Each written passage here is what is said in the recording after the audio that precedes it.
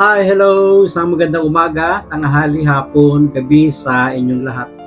Anong oras man ninyo napapanood ang video ito, tayo po ay muli tutunghay ng ating pagbasa para sa araw po ng Miyerkules, March 27, 2024. Hahanguin natin ang mabuting balita sa Ebanghelyo ni San Mateo, Kabanatang 26, mga talatang 14 hanggang 25.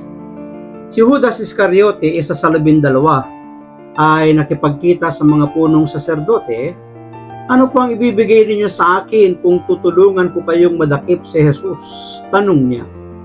Noon din ay binilangan nila siya ng 30 salaping pilak mula noon. Humanap na si Judas ng pagkakataon upang may pagkanulo si Jesus. Dumating ang unang araw ng kapistahan ng tinapay na walang libadura. Lumapit kay Jesus ang mga alagad at nagtanong, "Saan po ninyo ibig na ipaghanda namin kayo ng hapunang pangpaskwa?" Sumagot siya, "Pumunta kayo sa lungsod at hanapin ninyo ang taong ito. Sabihin sa kanyang ganito ang ipinasasabi ng guro, malapit na ang aking oras. Ako at ang mga alagad ko'y sa bahay mo kakain ng hapunang pangpaskwa." Sinunod ng mga alagad ang utos ni Jesus at inihanda nila ang hapunang pangpaskwa. Nang gabing yaon, dumulog sa hapag si Jesus kasama ang 12 alagad. Samantalang sila'y kumakain, nangusap si Jesus, "Sinasabi ko, isa sa inyo ang magkakanulo sa akin." Nanlumo ang mga alagad at isa't isa ay nagtanong sa kanya, "Ako po ba, Panginoon?" Sumagot siya, "Ang kasabay kong sumausaw sa mangkok ang siyang magkakanulo sa akin. Papanaw ang anak ng tao ayon sa nasusulat, ngunit sa aba ng magkakanulo sa kanya. Mabuti pang hindi na ipinanganak ang taong yun." Si Judas na magkakanulo sa kanya ay nagtanong din, "Guro, ako po ba?" Sumagot si Jesus, "Ikaw na ang nagsabi." Pagpalain ng Diyos ang pagkabasa ng kanyang mabuting balita. Ang atin pong refleksyon o pagsasadiwa ay hahangin natin sa Aklat ng Simbahay 2024. 30 salaping pilak.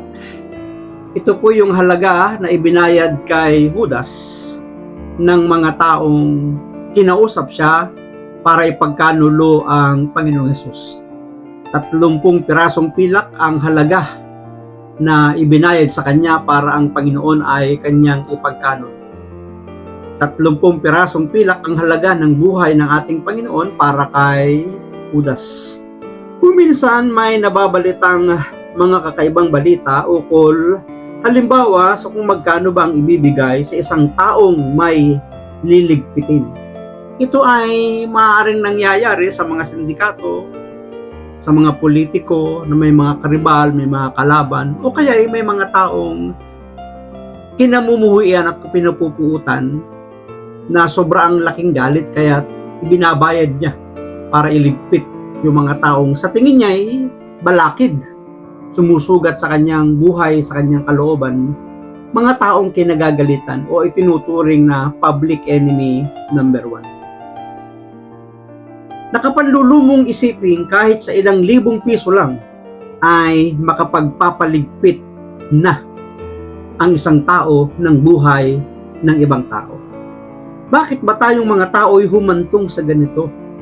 Bagay na iisipin natin karumal-dumal, totoo naman yun ang pagpaslang at pagkitil ng buhay ng isang tao ay isang karumal-dumal sa harapan ng ating Panginoon na isang krimen na ayaw ng Diyos sapagkat ito'y nakasaad sa 10 utos niya. Datapwat ang 30 pirasong pilak ay nangangahulugan ng anumang tukso na tinatanggap o pinapasok ng tao sa kanyang sarili kapalit ang pakikipag-ugnayan kay Jesus. Ipagpalagay na may mga kasalanang nagagawa kapalit ng isang sandali o kapalit ng kakaunting pera o kahit kakaunting punyagi, napakadali ng magkasala, bulalas ng ilan. So, tingnan natin ang ating buhay, ang ating sarili, na ipagkakanulo din ba natin ang ating Panginoon? May mga ginawa ba tayong paraan upang makaiwas sa masama, sa tukso, sa halip ay gumawa ng mabuti? Nasaan na ba ang puso at diwa natin? Ipagpapalit ba natin si Jesus sa mga bagay na nasa mundong ito? Maraming salamat at pagpalain tayo ng ating Panginoon ang palagi ko lamang sambit. I love you with the love of the Lord. Bye-bye and bye-bye.